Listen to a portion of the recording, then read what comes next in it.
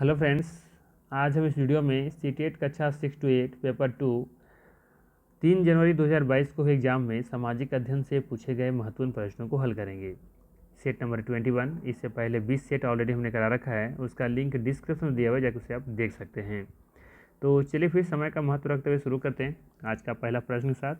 आज का पहला प्रश्न है, भीमबेटका के पूरा स्थल भारत के किस राज्य में पाए जाते हैं? आसान सा सवाल। भीमबेटका के पूरा स्थल भारत के किस राज्य में पाए जाते हैं? क्या हो जाएगा? मध्य प्रदेश। ठीक है, ऑप्शन नंबर 3 यहाँ पे सही हो जाएगा। मध्य प्रदेश में भीमबेटका देखने को मिलता है। ठीक है, नेक्स्ट है, निम्नलिखित गुप्त वंशों के राजाओं को कालानुक्रमिक क्रम में व्यवस्थित करना है, क्रम से लगाना है। ठीक है, श्रीगुप्त का दिया हुआ है, चंद्रगुप्त द्वितीय का है, स्कंदगुप्त का है, समुद्रगुप्त का है। ठीक है, तो इन लोग को अगर हम कार्यकाल देख लें, कब से कब इन लोगों ने अपने काल में कब से कब तक रहे थे, तो आसानी से हम लोग इन लोगों के क्रम में लगा सकते हैं। ठीक है, तो सबसे पहले देखते हैं कि गुप्त काल का इनका शासनकाल कितना रहता है। तो देखेंगे श्रीगुप्त का जो कार्यकाल है ये 240 से लेकर के 280 ईस्वी तक रहता है। ठीक है, बात करें हम चंद्रगुप्त द्वितीय का, तो इनका जो रहता है 380 से लेकर के 412 तक, 380 से लेकर के 412 ईस्वी तक। इसके बाद फिर स्कंदगुप्त का बारे में बात करें हम, तो स्कंदगुप्त रहते हैं 455 से लेकर के 467 के बीच। ठीक है, 467 ईस्वी तक। ठीक है ना। और समुद्रगुप्त का रहता है 335 से लेकर के 335 ईस्वी से लेकर के 400 क्या है, समुद्रगुप्त का है ना, समुद्रगुप्त का हो जाएगा 335 से लेकर के 380 तक ईस्वी तक। ठीक है ना। तो अब यहाँ से देख लें कि सबसे पहले कौन आएंगे, तो इस हिसाब से दिख रहा है श्रीगुप्त पहले आ जाएंगे, पहले नंबर पर। ठीक है, दूसरे नंबर पर कौन सा आ जाएंगे?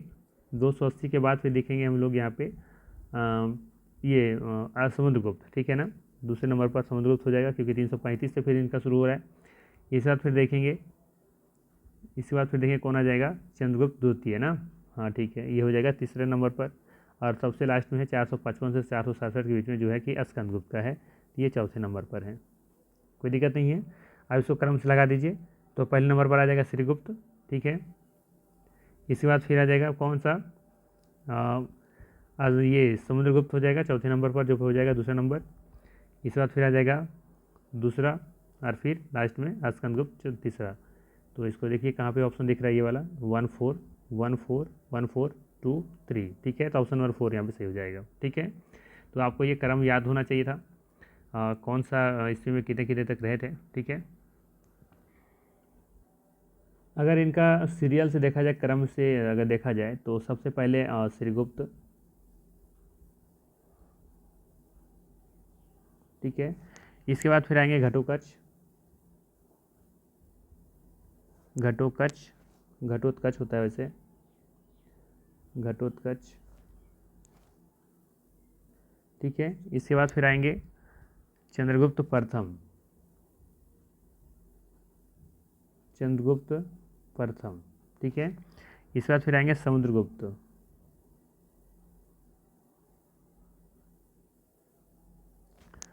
इसके बाद फिर आएंगे चंद्रगुप्त द्वितीय, चंद्रगुप्त द्वितीय। ठीक है ना, इसके बाद फिर कुमारगुप्त, कुमारगुप्त। इसके बाद फिर आएंगे स्कंदगुप्त, स्कंदगुप्त। ठीक है, अब इनका कार्यकाल जो है वो देख लेते हैं। इनका रहेगा 240 से लेकर के 240 से लेकर के 280 ईस्वी तक। ठीक है, ठीक है ना। घटोत्कच का हो जाएगा फिर 280 से लेकर के 319 तक। ठीक है, चंद्रगुप्त जो प्रथम थे, इनका हो जाएगा 319 से लेकर के 334 तक, 34 ईस्वी तक। और फिर समुद्रगुप्त का रहेगा 334 से लेकर के 380 तक, ठीक है। अब इसका फिर रहेगा 380 से लेकर के 412 तक, ठीक है। और कुमारगुप्त का रहेगा 412 से लेकर के, कुमारगुप्त का वैसे 412 नहीं 415 से लिया जाता है, ठीक है, ध्यान रखेंगे 415 से लेंगे इसको, 415 ईस्वी से लेकर के 455 ईस्वी तक, ठीक है। और स्कंदगुप्त का 455 से लेकर के 467 ईस्वी तक, 467 ईस्वी तक, ठीक है। तो ये आप चाहें तो क्रम याद रख सकते हैं, ठीक है, अगर मे भी पॉसिबल हो तो, क्योंकि याद रखेंगे तभी आप क्रम लगा सकते हैं इसका, ठीक है ना। चलिए आगे देखते हैं नेक्स्ट क्वेश्चन क्या है। तो यहाँ पे आंसर बता दिया ना हमने, हाँ ठीक है, 4th नंबर है। चलिए आगे देखते हैं क्वेश्चन क्या है। अभिकथन ए तथा कारण आर को पढ़ें तथा सही विकल्प को चुनें। अभिकथन ए में दिया हुआ है, आल बरूनी ने किताब अल हिंद लिखी। कारण आर में दिया है कि गजनी का सुल्तान मोहम्मद अपने द्वारा जीते गए लोगों को के बारे में कई बातें जानना चाहता था। गजनी का सुल्तान महमूद अपने द्वारा जीते गए लोगों के बारे में कई बातें जानना चाहता था। सही विकल्प का चयन करना है, ठीक है। तो यहाँ पे देखेंगे जो कि पहला कथन है ये बिल्कुल सही है कि अलबरूनी ने किताब अल हिंद लिखी थी, ठीक है। और गजनी का सुल्तान महमूद अपने द्वारा जीते गए लोगों के बारे में कई बातें जानना चाहता था, ठीक है। तो इसकी किताब के माध्यम से जानना चाहता था।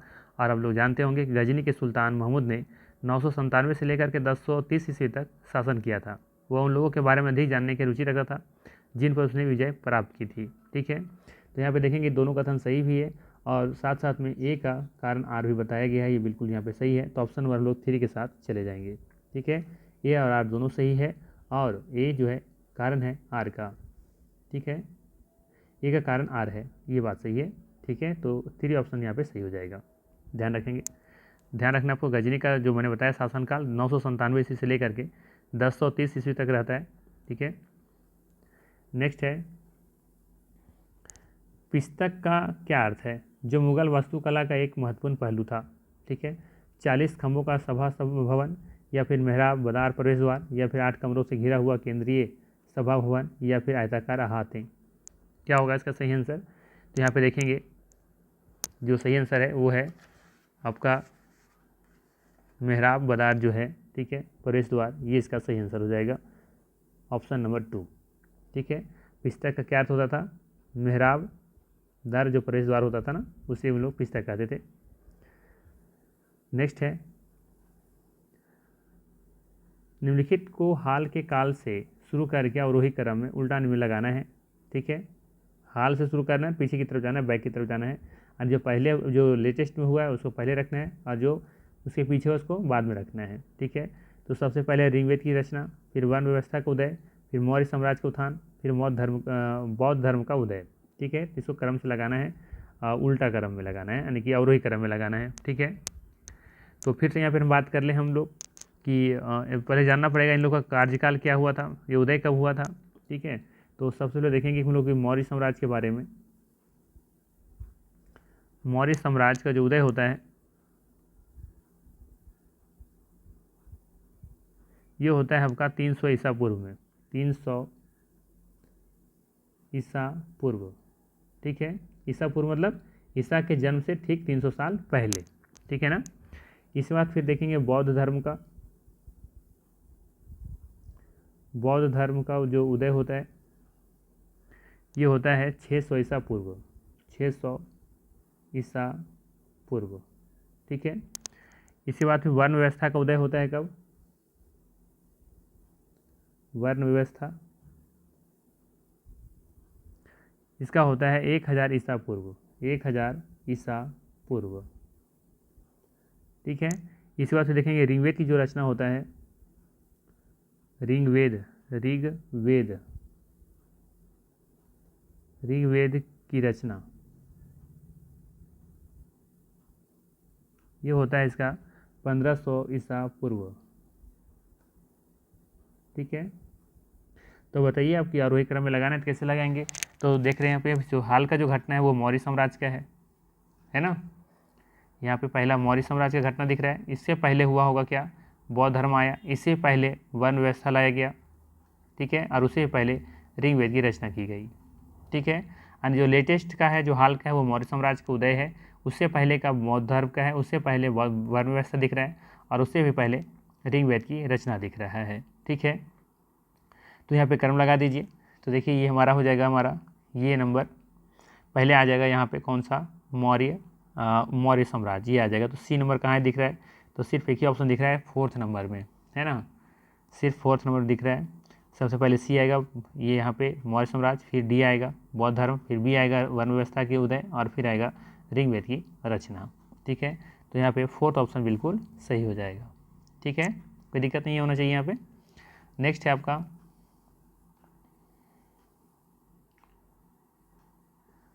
नेक्स्ट है कथन ए तथा कथन बी को पढ़ें तथा सही विकल्प को चुनें। ये में दिया है कि करीब 2500 वर्ष पूर्व लोहे के औजारों, जिनमें जंगलों के साफ करने के लिए कुल्हाड़ियाँ और जुताई के लिए हलों का फाल शामिल है, के बढ़ते प्रयोग का प्रमाण मिलता है, जो कृषि उत्पादन में बढ़ोतरी के लिए उपयोगी थे।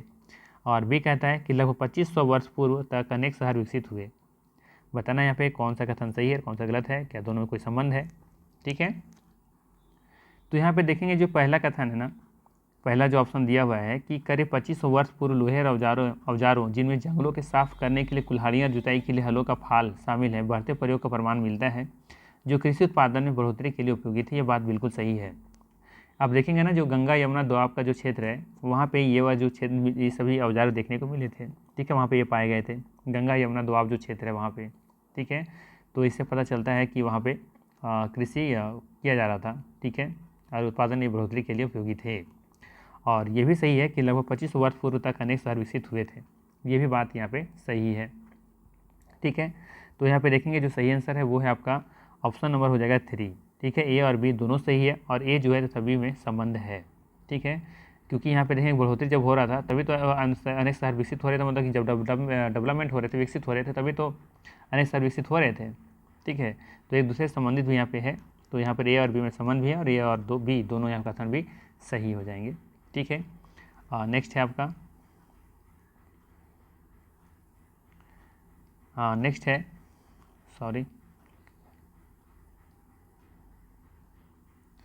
चोल प्रशासन में भूमि के प्रकार का सही विकल्प के साथ मिलान कीजिए। चोल प्रशासन में भूमि के प्रकार का सही विकल्प का साथ चयन करना है। इधर सूची 1 है, इधर सूची 2 दिया हुआ है। ठीक है, तो चलिए हम लोग देखते हैं इसका सही आंसर क्या होगा। तो सबसे पहले दिया हुआ है वेल नव गाई। ठीक है, तो इसका जो संबंध होना चाहिए, ये होना चाहिए गैर ब्राह्मणों को किसान स्वामी की भूमि। ठीक है, वेल नवगाई जो है ना, ये संबंध है गैर ब्राह्मण किसान स्वामी की भूमि से। ठीक है, ब्राह्मदेव के जो संबंध है वो है, नाम ही पता चल रहा है ब्राह्मदेव, तो ये हो जाएगा आपका ब्राह्मणों को उपहार में दी गई भूमि। ब्राह्मदेव, ब्राह्मण को देने वाली जो दी गई वो भूमि। ठीक है, तो यहाँ पे 4th के साथ चला जाएगा ब्रह्मदेव का ऑप्शन। अब बचा है साला भोग। तो साला भोग क्या थे, तो यहाँ पे साफ पता चल रहा है कि ये साला भोग थे किसी विद्यालय के रख रखाव के लिए जो दी गई थी ना भूमि, उससे संबंधित थे। जबकि देवदान, तो ये तो साफ पता चल रहा है कि ये कहीं ना कहीं मंदिर वगैरह से संबंधित होगा, तो देवदान हो जाएगा मंदिर को उपहार में दी गई भूमि। ठीक है, तो यहाँ पे देखेंगे जो सही आंसर दिख रहा है ए का 3 सिर्फ इसमें है और इसमें है, तो ये नहीं होगा, ये भी नहीं होगा। बी का 4 दोनों में दिख रहा है। सी का 2 सिर्फ दिख रहा है 2 ऑप्शन में, तो यहाँ हम लोग चले जाएंगे ऑप्शन नंबर 2 के साथ। ठीक है, ऑप्शन नंबर 2 के साथ हम लोग चले जाएंगे, यहाँ पे ये वाला आंसर सही हो जाएगा। ठीक है, नेक्स्ट है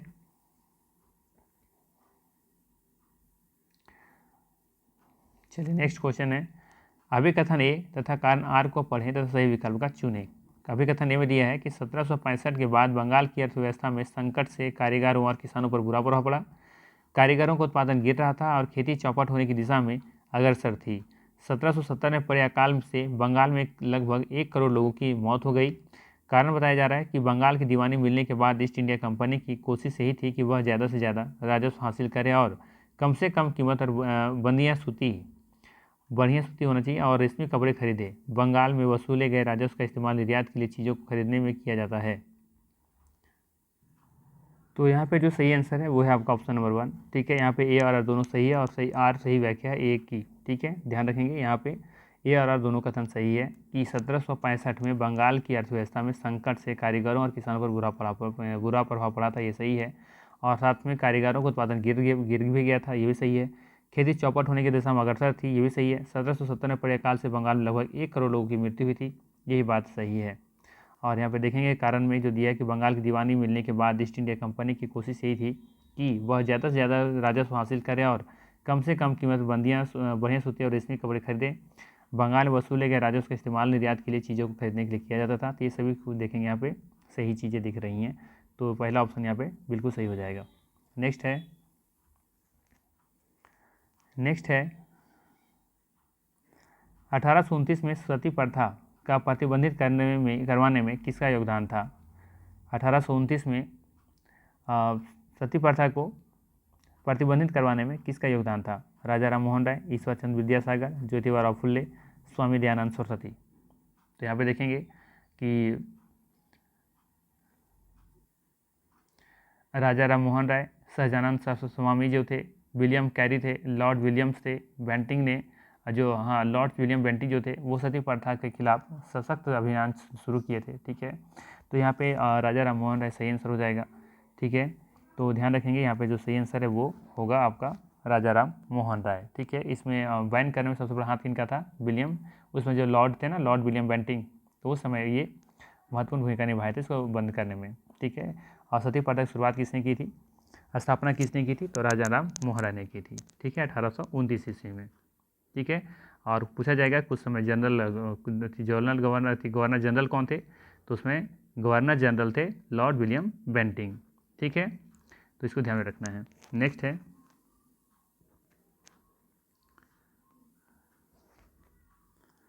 अभिकथन ए तथा कारण आर को पढ़ें तथा सही विकल्प को चुनें। अभिकथन ए है 1927 से लेकर 1935 के बीच अम्बेडकर ने मंदिरों में प्रवेश के लिए 3 आंदोलन चलाए। कारण आर है अम्बेडकर का मुख्य लक्ष्य सब लोगों को अंग्रेजी शासन की शक्ति दिखाना था। ठीक है, तो यहाँ पे क्या होगा सही आंसर? तो यहाँ पे देखेंगे जो सही आंसर है वो है आपका पहला ऑप्शन जो दिया है कि 1927 से लेकर के 1935 के बीच अम्बेडकर ने मंदिरों के प्रवेश के लिए 3 आंदोलन चलाए। तो ये बात बिल्कुल सही था। ठीक है, और साथ में यहाँ पे देखेंगे कि जो मंदिर में जो प्रवेश था ना महार जाति के लोगों की, वो भागीदारी देखी गई थी इसमें। तो ये कथन सही है, लेकिन कथन आर पे मुझे डाउट लग रहा है, जो कि सीटेट का आंसर जो दिया हुआ है वो पहला ऑप्शन दिया हुआ है। ठीक है, इसमें मुझे इस क्वेश्चन में मुझे डाउट लग रहा है आंसर में कि कारण जो आर दिया हुआ है वो सही व्याख्या नहीं करता है यहाँ पे पहला तो यहाँ पे मुझे डाउट लग रहा है इसका सही आंसर क्या होना चाहिए, क्योंकि सीटेट 1 बताया है ऐसा आंसर। ठीक है, बाकी आप बताइए इसका क्या आंसर होना चाहिए, बट यहाँ पे अभिकथन 1 जो है ये बिल्कुल सही है। ठीक है, कि इन्होंने तीन आंदोलन चलाए थे। ठीक है, मंदिर प्रवेश को लेकर के, तो ये सही है। बाकी आर के बारे में बताइए कारण आर के बारे में कि यहाँ पे सही होना चाहिए गलत होना चाहिए। नेक्स्ट है निम्नलिखित सुधार आंदोलनों का उनके नेताओं के साथ सही मिलान करें। निम्नलिखित सुधार आंदोलन जो चलाए गए थे उनके नेताओं के साथ सही मिलान करना है। ठीक है, कि कौन सा आंदोलन किसने चलाया था। ठीक है, तो यहाँ पे देखेंगे सबसे पहला मटुआ जो पंच है इसको चलाए थे हरिदास ठाकुर जी ने। ठीक है, हरिदास ठाकुर चलाए थे। सत्य शोधक समाज कौन चलाए थे? ये ज्योतिबा फूले ने चलाया था। ठीक है, इन्होंने ही एक गुलामगिरी नामक पुस्तक भी लिखे थे, कई बार मैंने बता चुका हूँ। फिर है आर्य समाज, तो आर्य समाज का जो संबंध हो जाएगा आपका स्वामी दयानंद सरस्वती से। ठीक है, और ब्रह्म समाज का हो जाएगा राजा राम मोहन राय। ठीक है, 1829 में इसकी स्थापना की जाती है। तो यहाँ पे देख लेंगे ए का 3 कहाँ है, ए का 3 सिर्फ 4th ऑप्शन में दिख रहा है, तो हम लोग चले जाएंगे ऑप्शन नंबर 4 के साथ। ठीक है, ऑप्शन नंबर 4 यहाँ पे सही हो जाएगा। नेक्स्ट है राष्ट्रवाद के उदय के बारे में दिए गए कथन को पढ़ें तथा सही विकल्प को चुनें। ये में दिया है कि 1885 में भारतीय राष्ट्रीय कांग्रेस की स्थापना हुई थी। बात बिल्कुल सही है, 1885 में ही ना भारतीय राष्ट्रीय कांग्रेस की स्थापना हुई थी, ये बात सही है। बी में दिया हुआ है कि अधिकांश शुरुआती राष्ट्रवादी नेता ग्रामीण और अशिक्षित पृष्ठभूमि से थे। ठीक है, तो अब बी कथन के बारे में बताना है कि ये सही है या गलत है। तो यहाँ पर देखेंगे आप कि पहला कथन तो खैर सही है। ठीक है, दूसरा भी कथन यहाँ पे सही है कि अधिकांश शुरुआती राष्ट्रवादी नेता ग्रामीण और अशिक्षित पृष्ठभूमि से थे। तो ये दोनों कथन यहाँ पे सही है, तो हम लोग चले जाएंगे ऑप्शन नंबर 3 के साथ। ए और बी दोनों यहाँ पे सही है। ठीक है, चलिए आगे चलते हैं। नेक्स्ट क्वेश्चन क्या है? नेक्स्ट है आपका अभिकथन ए तथा कारण आर को पढ़ें तथा सही विकल्प को चुनें। अभिकथन ए है, अंग्रेजों ने सेना में भारतीय सिपाहियों का अनुपात कम करने और यूरोपीय सिपाहियों की संख्या बढ़ाने का फैसला किया। कारण आर में है कि मई 1857 में ईस्ट इंडिया कंपनी के सिपाहियों ने कई जगह बगावत की और समाज के विभिन्न तबकों के लोग विद्रोही तेवरों के साथ उठ खड़े हुए। ठीक है, ऑप्शन जो दिए हुए उसके हिसाब से बताना है सही आंसर क्या होगा। थोड़ा सा इस क्वेश्चन में करेक्ट कर लीजिए, यहाँ पे थोड़ा सा कुछ सही आंसर नहीं लग रहा मुझे, क्योंकि आप देखेंगे कि जो 1857 का जो ये था ना, अधिकांश शुरुआती राष्ट्रीय नेता जो थे वो ग्रामीण नहीं थे।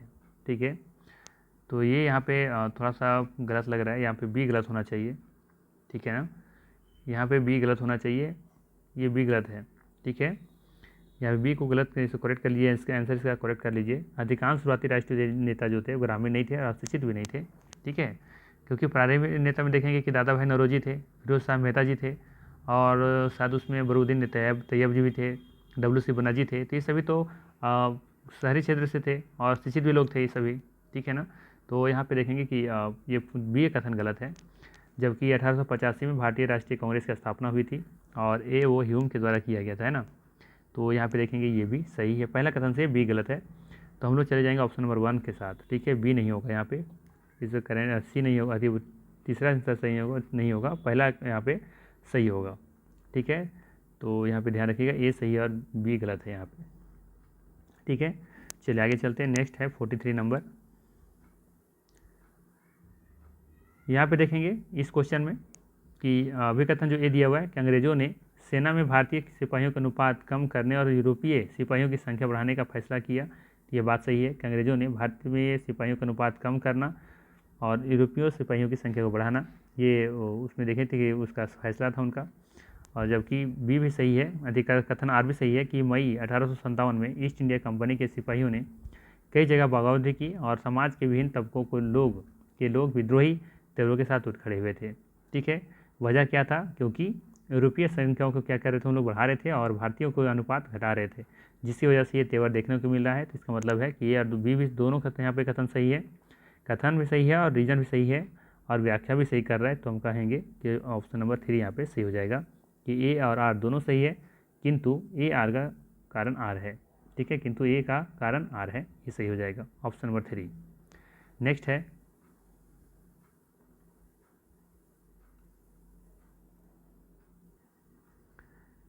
नेक्स्ट क्वेश्चन है, राज्यों के गठन के संदर्भ में निम्न अधिकथन ए और कारण आर को पढ़ें और सही विकल्प को चुनें। ठीक है, अभिकथन ए में दिया हुआ है कि प्रधानमंत्री जवाहरलाल नेहरू और उप प्रधानमंत्री वल्लभ भाई पटेल दोनों ही भाषा के आधार पर राज्यों के गठन की नीति के विरोधी थे। ठीक है, तो यहाँ पे देखेंगे कि पहला जो कथन है वो बिल्कुल सही है। ठीक है, कारण क्या था, कारण ये था कि प्रधानमंत्री नेहरू एवं उप प्रधानमंत्री वल्लभ भाई पटेल जी दोनों भाषाई विरोधों के लिए भाषाई राज्यों के निर्माण के खिलाफ इसलिए थे क्योंकि देश अभी भी विभाजन से उभर रहा था। उन्हें डर था कि भाषाओं के आधार पर राज्यों के निर्माण से समाज का विभाजन न हो जाए और देश की एकता को खतरा पैदा हो सकता था। ठीक है, तो यहाँ पे देखें ये कारण था कि इन लोग चाहते थे कि भाषा के आधार पर राज्यों का पुनर्गठन ना हो, तो विरोधी थे इन लोग दोनों। तो ये सही है। कारण में दिया हुआ है कि राज्य पुनर्गठन आयोग ने 1956 में सुझाव दिया कि असमिया, बंगला, उड़िया, तमिल, मलयालम, कन्नड़ और तेलुगु भाषियों के लिए अलग अलग प्रांतों का गठन करने के उद्देश्य से जिलों और प्रांतों की सीमा को पुनः तय किया जाए। ठीक है, तो ये भी सही है। ठीक है, लेकिन रीजन ये नहीं है। ठीक है, तो दोनों यहाँ पे कथन सही है लेकिन व्याख्या सही नहीं है, क्योंकि जो वो दोनों का जो कारण थे, ये जो विरोधी थे, ये दोनों विरोधी कारण ये था कि समाज टूटने का डर था। ठीक है, क्योंकि समाज अभी भारत में उभर रहा था। ठीक है, तो यहाँ पे देखेंगे कि ए और आर दोनों कथन सही है लेकिन सही व्याख्या नहीं है आर की। तो यहाँ पे हम लोग दूसरा ऑप्शन के साथ चले जाएंगे। नेक्स्ट है, आसमान में विभिन्न खगोलीय पिंडों के विषय में दिए गए कथनों में कौन सा कथन सही है। ये है, हम रात में आकाश में असंख्य टिमटिमाते तारों की गर्मी और प्रकाश अनुभव नहीं करते क्योंकि वे बहुत दूर हैं। बी में है कि अर्सा मेजर नक्षत्र मंडल 7 तारों का समूह है जिसे सप्तऋषि भी कहा जाता है। सी में दिया है कि ध्रुव तारा अपना स्थान बदलता रहता है। डी में है कि चंद्रमा अलग अलग समय पर अलग अलग आकार में विभिन्न अवस्थिति में दिखता है। सही विकल्प का चुनाव करना है। ठीक है, तो यहाँ पे देखेंगे जो सही आंसर है वो है आपका ऑप्शन नंबर 1 हो जाएगा ए बी डी। जो पहला दिया हुआ है कि हम रात में आकाश में असंख्य टिमटिमाते तारों की गर्मी और प्रकाश अनुभव नहीं करते क्योंकि वे बहुत दूर हैं, इसी भी बात सही है। ठीक है, जबकि बी देखेंगे कि अस्ट्रा मेजर नक्षत्र मंडल 7 तारों का समूह है जिसे सप्तऋषि भी कहा जाता है, तो ये भी सही है। ठीक है, ध्रुव तारा अपना स्थान बदलता रहता है, ये एक बात गलत है, ध्रुव तारा स्थान नहीं बदलता है। और डी में दिया हुआ है कि चंद्रमा अलग अलग समय पर अलग अलग आकार में विभिन्न अवस्थिति में दिखता है, तो ये भी सही है। तो यहाँ पे ए बी डी सही है, बाकी सारे यहाँ पे सी यहाँ पे गलत है, बाकी सारा सही है। ठीक है, नेक्स्ट है ग्लोब के विषय में कौन सा कथन सही है। ग्लोब के बारे में बताना है कौन सा कथन सही है। पहला ऑप्शन में है ग्लोब पृथ्वी का सही मॉडल लघु प्रतिरूप है, बिल्कुल सही है, सही मॉडल भी है और लघु प्रतिरूप यानी छोटा स्वरूप है, ये सही है। ठीक है, बी में दिया है ग्लोब ग्लोब आकार और प्रकार में भिन्न हो सकते हैं, ग्लोब आकार और प्रकार में भिन्न हो सकते हैं, तो ये बात यहाँ पे गलत दिख रहा है। ठीक है, अलग नहीं हो सकते। ठीक है, तो ये गलत हो गया यहाँ पे।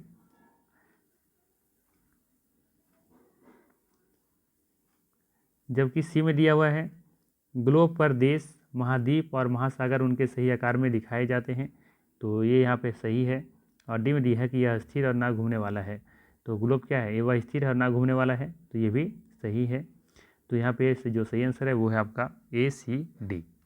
ठीक है, ऑप्शन नंबर 2 के साथ चले जाएंगे। नेक्स्ट है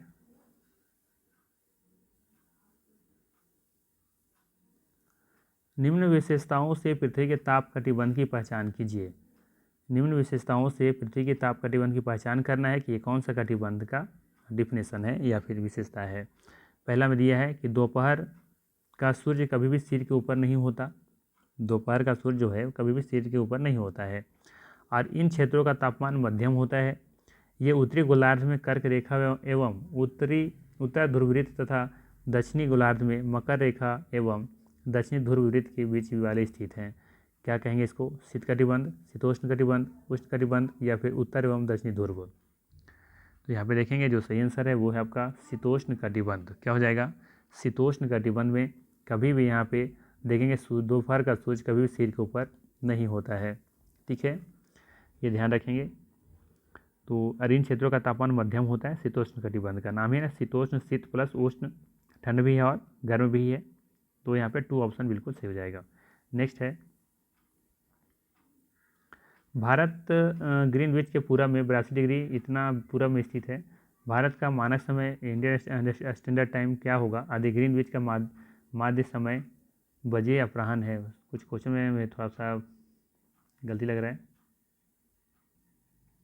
ठीक है, क्वेश्चन में कुछ खास गलत नहीं है, यहाँ पे 1 बजे है दिया हुआ, सिर्फ ये 1 बजे होना चाहिए। ठीक है ना, तो मानक समय क्या होगा, आदि ग्रीनविच का माध्य जो समय है वो 1 बजे अपराह्न है। ठीक है, तो हम जानते हैं ग्रीनविच से भारत कितना घंटा आगे है, 5.5 घंटा आगे है।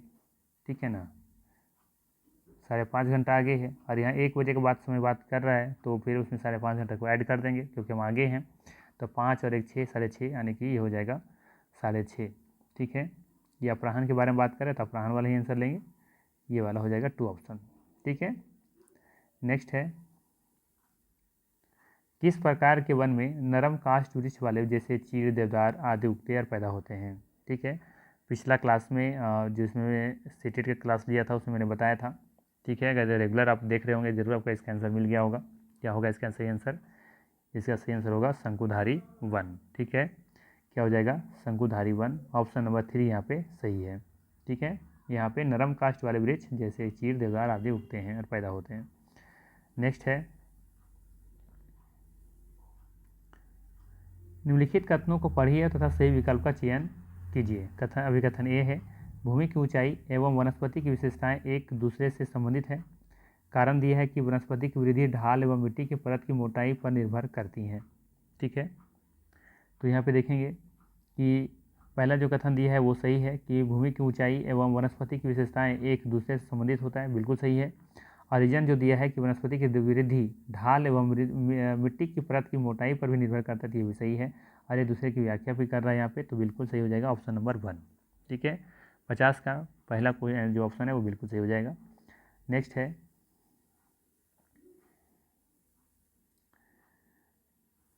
यहाँ पे दिया हुआ है 51 क्वेश्चन में कि महासागरीय सतह पर जल की गति के बारे में निम्नलिखित का सुमेल कर सही विकल्प का चयन करें या कीजिए। ठीक है ना।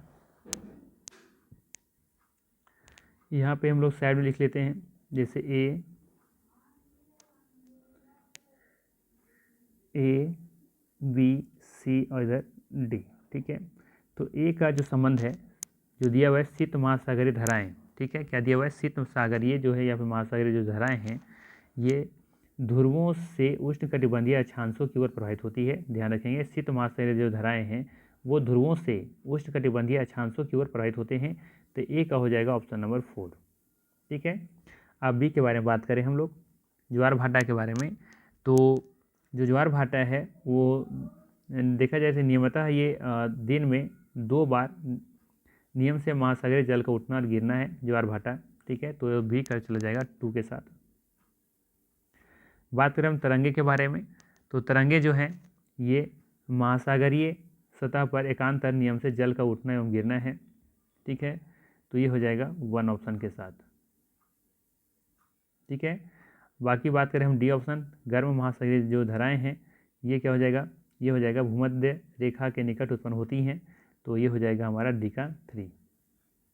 तो ऑप्शंस को मिला लीजिए, ए का 4 किस में है, ऑप्शन नंबर 4 में सिर्फ दिख रहा है और किसी में नहीं है। आपको यदि एक भी आंसर पता होता तो आप इसमें आंसर करेक्ट कर लेते। नेक्स्ट है, सही विकल्प का चयन करना है। ठीक है, मानसून पवनें होती हैं, क्या होती हैं, ग्रहीय पवनें, मौसमी पवनें, अस्थायी पवनें या फिर स्थानीय पवनें।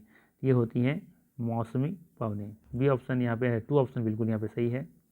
नेक्स्ट है, फिर से हम लोग यहाँ पे मिलान कर रहे हैं, लिखित में से कौन सा मिलान वायुमंडल की परतों के विषय में सही है।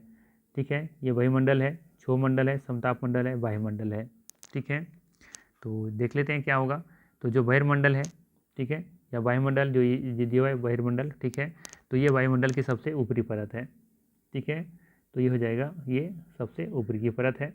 क्षोभमंडल ये सबसे नीचे की परत है, जबकि समताप मंडल इस परत में ओजोन गैस देखने को मिलता है। ठीक है, तो ये 4th ऑप्शन के साथ चला जाएगा। और वायुमंडल ये हो जाएगा रेडियो तरंगों के प्रसारण में सहायक है।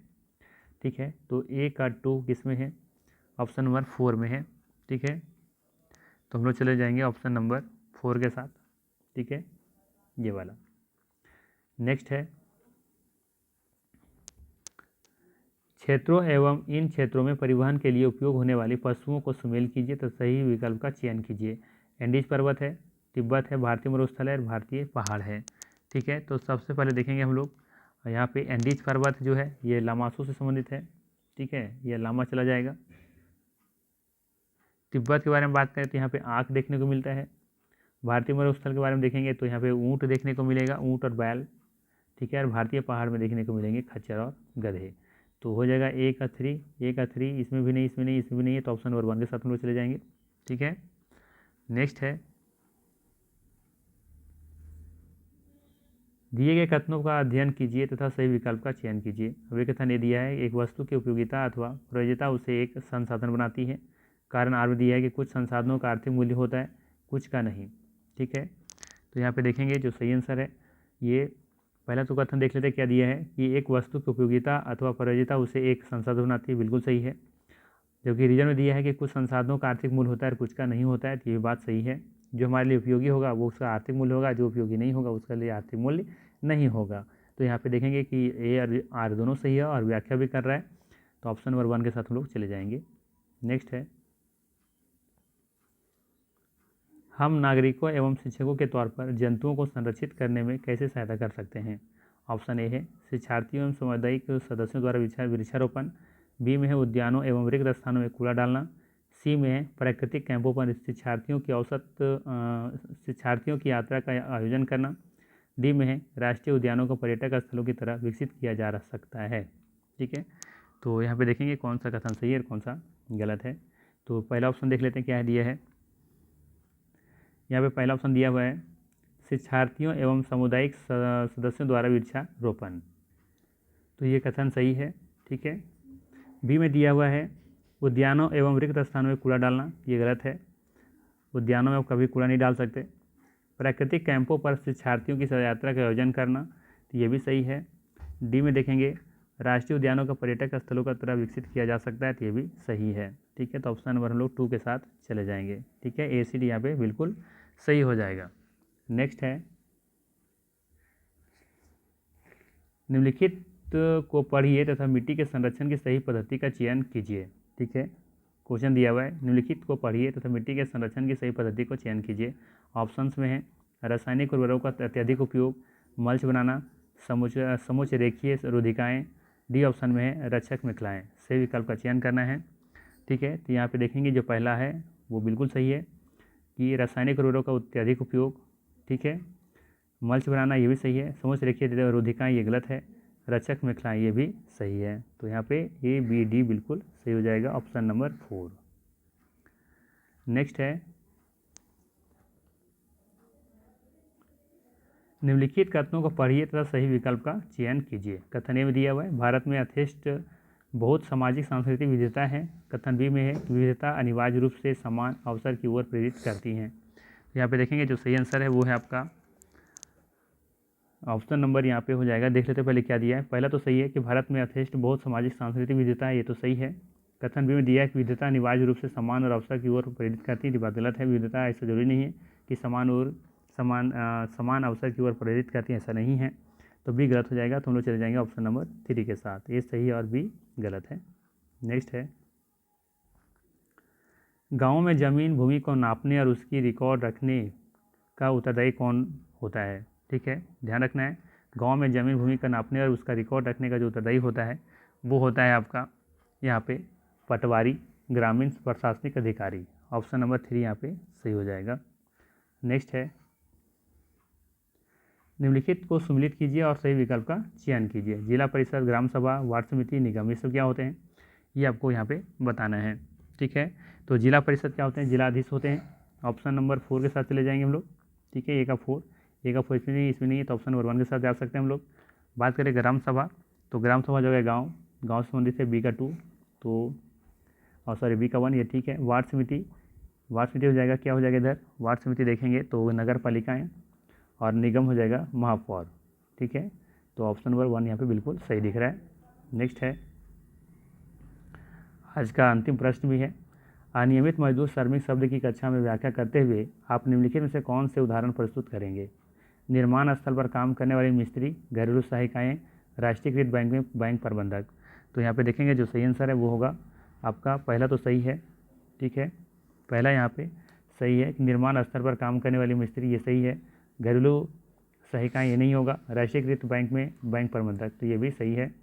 तो यहाँ पे जो सही आंसर है वो है आपका ऑप्शन नंबर 2, ये केवल ए और सी यहाँ पे सही हो जाएगा। ठीक है, क्योंकि पूछा है अनियमित मजदूर श्रमिक शब्द की कक्षा में व्याख्या करते हुए आप निम्नलिखित में से कौन से उदाहरण प्रस्तुत करेंगे। वैसे अनियमित मजदूर के बारे में बात कर रहे हैं ना, तो राष्ट्रीयकृत बैंक में बैंक प्रबंधक तो खैर नहीं होना चाहिए। ठीक है, तो गलत लग रहा है। घरेलू सहायिकाएँ होना चाहिए, ए और बी यहाँ पे सही होना चाहिए। यहाँ पे सही आंसर होना चाहिए आपका ऑप्शन नंबर 1। ठीक है, ये आंसर नहीं होगा, AC नहीं होना चाहिए, क्योंकि राष्ट्रीयकृत बैंक में बैंक प्रबंधक तो नियमित मजदूर होते हैं ना। तो आप चले जाएंगे ऑप्शन नंबर 1 के साथ, 1 होना चाहिए यहाँ पे बिल्कुल सही आंसर। ठीक है, ए और बी यहाँ पे सही होना चाहिए। ठीक है, ये थे मोस्ट इंपॉर्टेंट जो क्वेश्चन पूछे गए थे इस एग्जाम में। बाकी मिलते हैं हम लोग फिर नेक्स्ट वीडियो में। Thanks for watching.